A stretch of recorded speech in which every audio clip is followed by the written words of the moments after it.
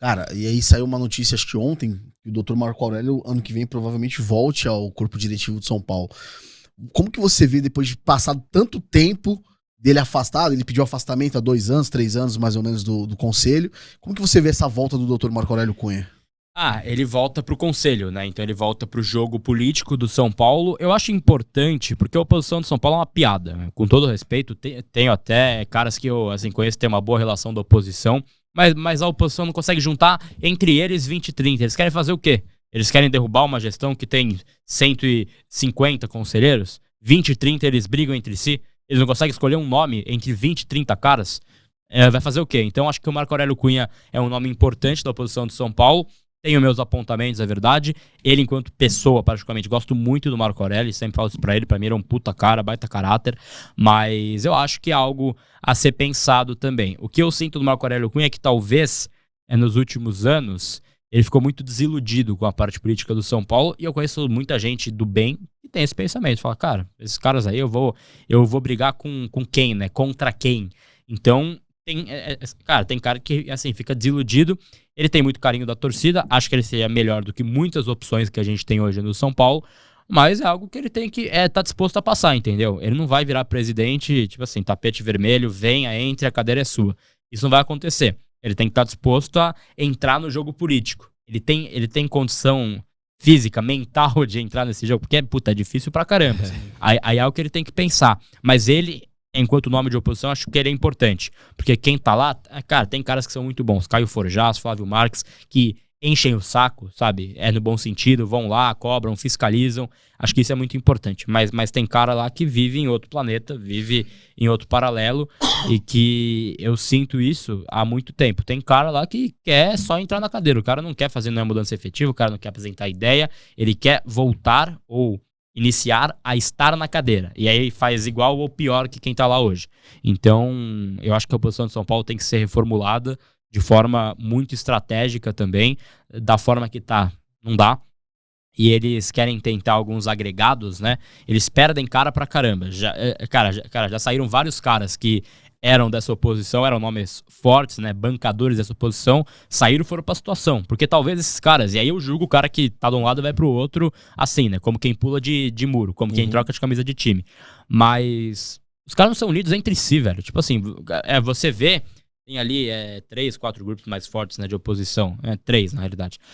E assim, eles não conseguem definir entre si um consenso de quem vai ser o candidato da oposição. Acho que o erro principal de São Paulo na última eleição, né, já me estendendo nesse assunto, claro, foi não ter lançado um candidato de oposição na última eleição. Exato. Júlio, candidato único, cara, que seja um cara pra ir lá pra tomar 99-1. Que sim, seja. Sim. Tem que ter um cara ali. Tem que marcar presença. Então, assim, por quê? Porque ninguém quer ter a exposição ao ridículo, entre aspas. Lança um nome, que seja. Então, assim, cara, não tem essa unificação de, a gente é um grupo que a gente tem poucas pessoas, a gente não vai ter voto bastante, vai ter 30 votos que seja, mas a gente precisa aprofundar nas nossas ideias, porque o cara que sai candidato político do São Paulo, sai candidato à presidência, ele vai tomar um espanco no conselho naquela situação? Iria, mas ele iria dar uma entrevista, ele iria ter uma exposição de mídia, ia sair a manchete, Júlio Casares versus fulano. Construindo, né?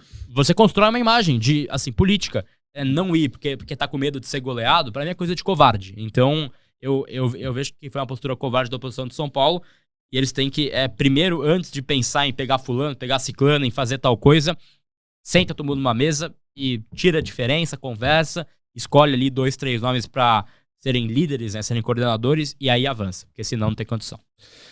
E a política do São Paulo, Gabriel, é muito complicada. Eu acho que o São Paulo é o clube mais antidemocrático do Brasil, porque é uma votação indireta, né? Então você vota na chapa e a chapa define quem vai ser o presidente. Existe algum movimento dentro do São Paulo? Você conhece alguém que queira mudar esse estatuto? Mudar essa forma de votação? Eu acho que a única alternativa que seria mais óbvia, entre aspas, porque é uma tendência, é a SAF, né, que mudaria. Sim. Tem esse movimento tentando tirar o social do futebol, mas é muito difícil assim, porque eu sou um grande defensor da SAF. Sempre falo pra mim que não dá no associativo pro São Paulo, continuar nessa forma política. Mas eu fico com medo da minha defesa da SAF, porque eu não sei qual SAF virá pro São Paulo. E com quem tá lá hoje, eu acho que é a SAF ruim. Que aí é pior do que o associativo, a SAF ruim. Que a SAF ruim é o clube ser dono da SAF. Não, então, isso? A SAF ruim, tem vários tipos de SAF, né? Sim. A SAF ruim pra mim A 777 no Vasco, por exemplo, é um grupo norte-americano, né, de fora, não lembro qual que é, enfim, a nacionalidade do grupo, mas é um grupo que não tinha histórico no futebol, que não tinha patrimônio praticamente, assim, registrado, né, que pudesse dar uma garantia, e o Vasco desesperado, aquela coisa, precisamos, tal, aí a torcida ficou ensandecida, lembra? Urubu otário, a 77 tem dinheiro pra tal, o pessoal, enfim, cantando, fazendo cântico, foi lá, e enfim, comprou o Vasco, não tinha histórico nenhum, deu no que deu, e aí agora o Vasco tá tentando, é uma recuperação judicial também da SAF junto com o Pedrinho, que tá tentando ali fazer o que pode. Aí você tem a SAF do Botafogo, que é bem, tem um êxito, né, cara, na parte esportiva, campeão ali do, cara, Brasileirão e também da Copa Libertadores, mas eu também acho que é a SAF ruim, porque é a SAF personificada. E é a SAF que já vem tendo umas questões aí da Eagle, né, do Lyon e tudo mais, mas é a SAF personificada. Nada garante que vai ter uma estabilidade de longo prazo. Então, assim, também não gosto desse modelo de SAF. Acho que a SAF mais ideal pro São Paulo. E aí uma outra SAF que é boa, mas assim, não é o tamanho do São Paulo. A SAF do, Bragantino, Red Bull. É a SAF do time pequeno. Você não tem projeção de ser campeão, mas vai estabilizar a casa, vai ali, cara, melhorando a estrutura. Show. Isso pro Bragantino, sabe? Porra, pro São Paulo é difícil. Sim. Né? Como é o Leipzig, como é o Salzburg, que são times médios, né? Times de nível intermediário, vai jogar uma Sul-Americana, vai jogar uma Libertadores de vez em quando, pode até ganhar, tal. Esse é o nível. Acho que pro São Paulo, uma SAF que seria boa, por exemplo, do City, né, que tá no Bahia agora. Eles foram no São Paulo primeiro. Eu sempre lembro dessa história. Eles foram no São Paulo primeiro? Foram. O Soriano conversou com o Júlio. Eu sempre lembro da história que o Júlio contou pro Capello lá no N Sports, e eu vi essa aspa, eu queria cavar um buraco no chão e enfiar, velho. O que ele falou? Ele falou o seguinte, ele falou, porque quando eu fui comprar o Ferrarese, por exemplo, eu cheguei na sala do Soriano e ele falou, veio vender o São Paulo? Aí ele, não, vim comprar o Ferrarese. E ele ficou surpreso, porque ele sabe da minha situação financeira, mas ainda assim eu consegui comprar o Ferrarese. Aí eu olhei e falei, porra, ele meio que ele tá contando com orgulho que tinha um cara querendo ajudar ele, tipo assim, venha, vou te ajudar. Ele falou, não quero uma ajuda não. Eu tô entrando nessa sala pra ser irresponsável. Vergonha alheia, assim, cara. Deu uma vergonha alheia total. essa aspa. E assim, eu falo isso sempre. A própria Crefisa, que tem uma história ali, não é exatamente isso, mas eles, antes de irem pro Palmeiras, eles fizeram uma aproximação inicial com o São Paulo. Tentaram patrocinar, tal como foi o Palmeiras, e aí ia gerar isso. O Soriano, antes do Bahia, ele tentou o São Paulo. A gente vai perder quantas chances mais? Mais 10? Mais 5? Mais 20? A gente vai esperar quanto tempo pra ter uma base sólida pra quando vier uma boa possibilidade a gente poder abraçar, receber? Que é muito difícil a forma que é o São Paulo hoje. Então, pra mim, a SAF tem que ser algo defendido, mas não qualquer SAF.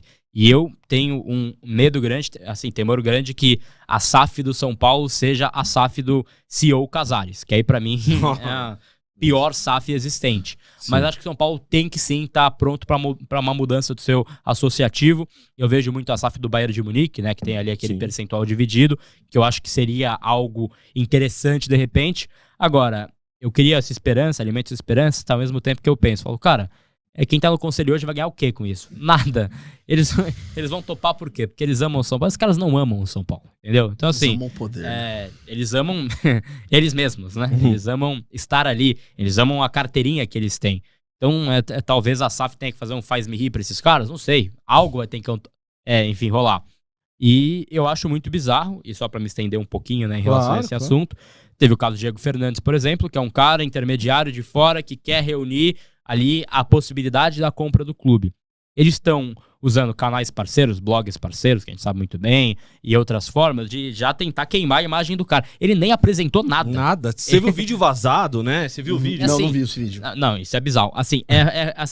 Falaram por ele, porque ele também não falou nada ainda. Ele não deu uma entrevista. Falaram por ele que ele tem interesse em investir no São Paulo. Ele chamou conselheiros para conversar. Ele não falou nada diretamente ainda na imprensa. E já estão fazendo a caveira do cara. Não, porque ele é picareta. Eu ouvi duas coisas nos últimos dias que eu quero compartilhar aqui, que pra mim são bizarras. Até falei na live, né? Um conselheiro do São Paulo, que eu não vou falar o nome, porque ele me falou numa conversa informal. Sim. Assim, não quero expor, mas eu fiquei puto com ele, falei pra ele sabe, cara, do que eu tô falando. Ele chegou e falou, esse Diego aí, puta cara de picareta. Olha esse cabelo dele. Eu falei, irmão... Ah, não. Porra, é loucura. Qual que é a conexão? Isso me deixou bravo. E a história do vídeo, né? Que, enfim, pra quem não viu, ele tava numa reunião no Paulistano, que tinha ali conselheiros e tudo mais, e ele foi discursar pra mesa ali de conselheiros e alguém gravou essa conversa. Tem 2 pontos pra mim. O vídeo o todo, você viu, né? Você pode falar. Ele tá falando, os caras estão olhando pro lado, estão passando cerveja, estão batendo copo, assim, cagando e andando. Isso eu já acho desrespeitoso. Total. E o cara gravar uma conversa privada entre o Diego e conselheiros, assim, você imagina o Soriano, por exemplo, que fala, quero comprar o São Paulo. Vai lá, tenta ali comprar o São Paulo. Aí fala, pô, eu vou juntar esses caras aqui, esses bostas aqui do conselho, né, que eu tô de saco cheio desses caras, mas eu vou aqui, eu preciso conversar com esses caras pra tentar apresentar minha ideia, tentar impor minha ideia. Aí ele vai, numa reunião assim, privada, ele sai da reunião, fala, beleza, consegui apresentar, ele abre o Instagram, tá o vídeo dele falando. O cara nunca mais volta, irmão. Ou ele vai aceitar, pô, eu quero ajudar esses caras, eles estão me gravando e me expondo, vai pra puta que pariu, sabe, desculpa o palavrão. Sim. Pode dar esse pensamento. Então, eu acho que é muito difícil com o que tem a base política de São Paulo hoje.